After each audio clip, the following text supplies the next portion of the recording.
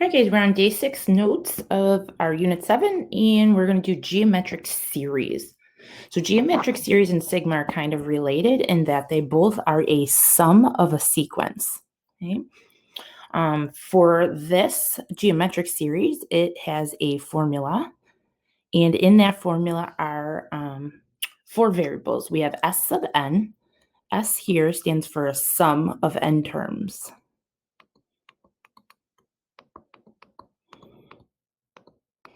All right, a sub 1 is our first term.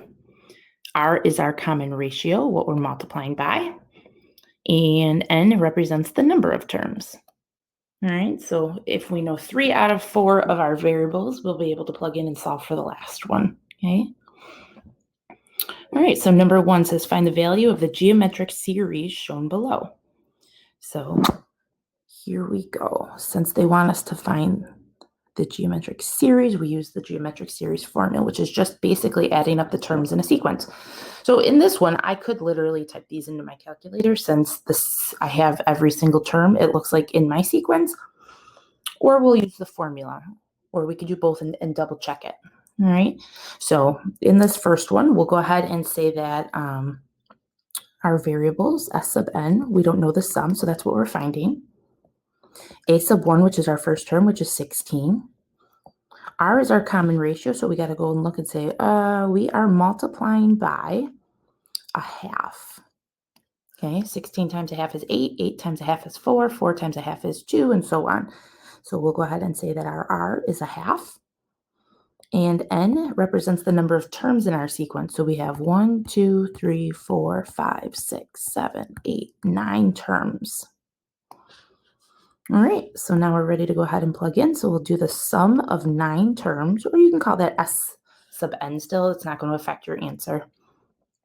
The formula says take the first term, which is 16, subtract your first term, which is still 16, but that 16 is being multiplied by your R, which is 1/2, and that 1/2 is being raised to the n, which is 9, all divided by 1 minus your R, which your R again is 1/2.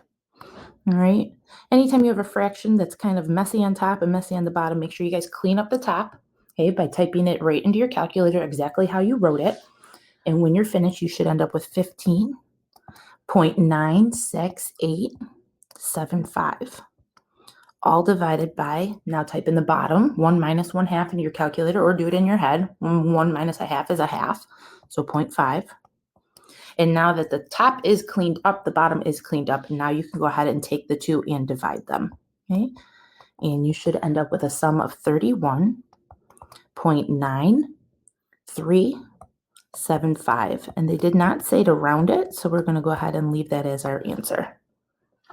All right, let's take a look at part B. All right. So again, they want us to find the sum, so we'll say S sub n equals, I don't know, A sub 1 is our first term, which is 6. R is our ratio, what we're multiplying by, and it looks like we're multiplying by 2. And how many terms? So this one's a little bit tricky because there's a few terms missing here. All right, so we can either go ahead and fill in our missing terms to figure out how many terms are going to be in our sequence. Second option is that we could use our geometric formula to figure it out. So because this is geometric, we could go ahead and off to the side do a little a sub n equals a sub 1 times r to the n minus 1, and we could go ahead and solve for that n, okay? Or we could go ahead and use our formula, and we could put this in our calculator, okay? So if we go ahead and put this in our calc, we could go to our table, and in our table, you're going to notice if you scroll down to 768 that it's matched up with 8. And therefore, 768 is our 8th term, and therefore our sequence has 8 terms in it. Okay? Up to you which way you want to do it, doesn't matter. Okay? And so now that we have our information, we can go ahead and plug it in. So we'll say S sub n, or we could say S sub 8, since we're summing 8 terms. Our first term, which is 6, minus our first term, which is 6, but that 6 is being multiplied by 2 raised to the 8th power. On the bottom, that would be 1 minus our r, which is 1 minus 2.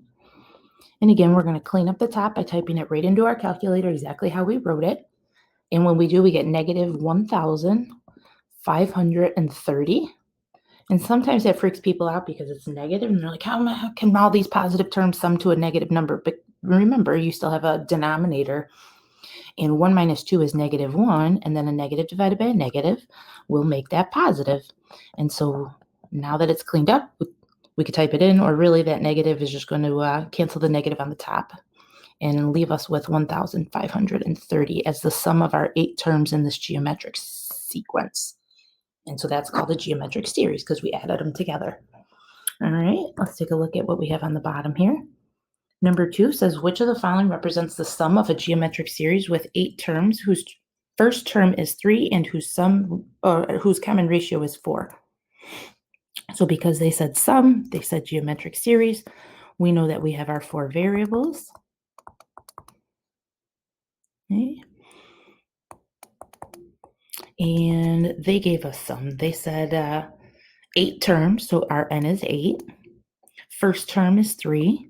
Common ratio is 4, and we're finding the sum. So all we have to do is put them into our formula. So we'll say sum of 8 terms is equal to our first term of 3 minus our first term of 3 times our r of 4 raised to the 8th power, all divided by 1 minus r, which is 4. Okay. We'll go ahead and clean up the top by typing it in exactly how we wrote it, and it comes out to be negative 1,96605, all divided by 1 minus 4, which is negative 3. Now that the top is clean, the bottom is clean, we can go ahead and divide, and we end up with, 65,535, and that is choice 4. Okay. Take a look at number 3. It says that the sum of a geometric series of 5 terms with a common ratio of 4 is negative 1,705. What is the first term? So this one's a little bit different. It's asking us to work backwards.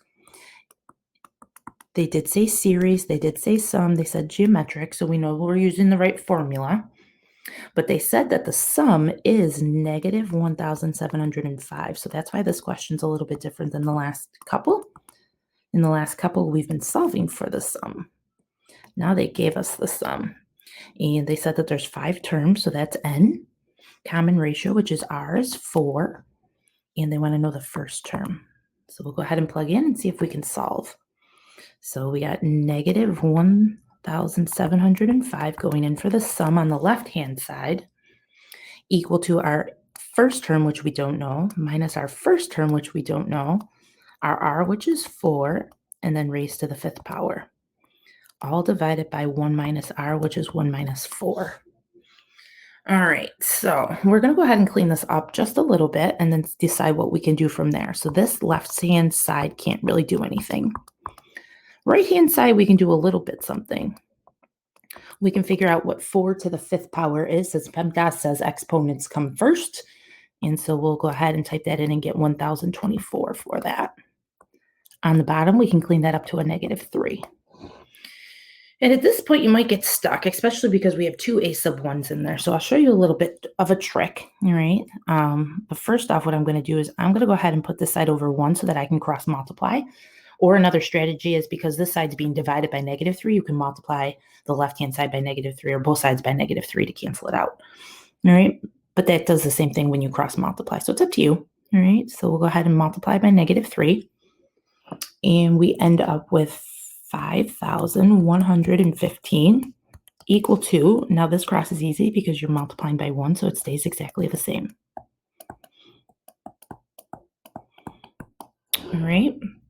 All right, so here's the trick. Because we have 2 a sub 1s, we're going to have to solve for a sub 1. But you can't solve for when you have 2 of them. You can only have 1 of them. So what we're going to do is we're going to use some factoring, and we're going to pull that a sub 1 out. When we do, there's going to be a 1 there, minus 1024. And you can double check it in that this gives you a sub 1, and this gives you a sub 1 times negative 24, which is this. All right. So why this helps is because in parentheses, you can now do 1 minus 1024. So this side's going to stay the same. This side's going to stay the same up to there. And then 1 minus 1024 is negative 1023. All right. And in order to solve for a sub 1, you just have to realize that there's multiplication in between and that we need to go ahead and divide. And that way that'll cancel. Divide on the other side. And we're going to solve that and find that our a sub 1 comes out to be negative 5. And that is our first term of the sequence that has what they told us in it. So you just had that little trick right here in this step where you had two a sub 1s. If you factor it out using greatest common factor, it brings you down to one a sub 1, which then allows you to solve for it. All right, I'll see you guys on the back side of notes.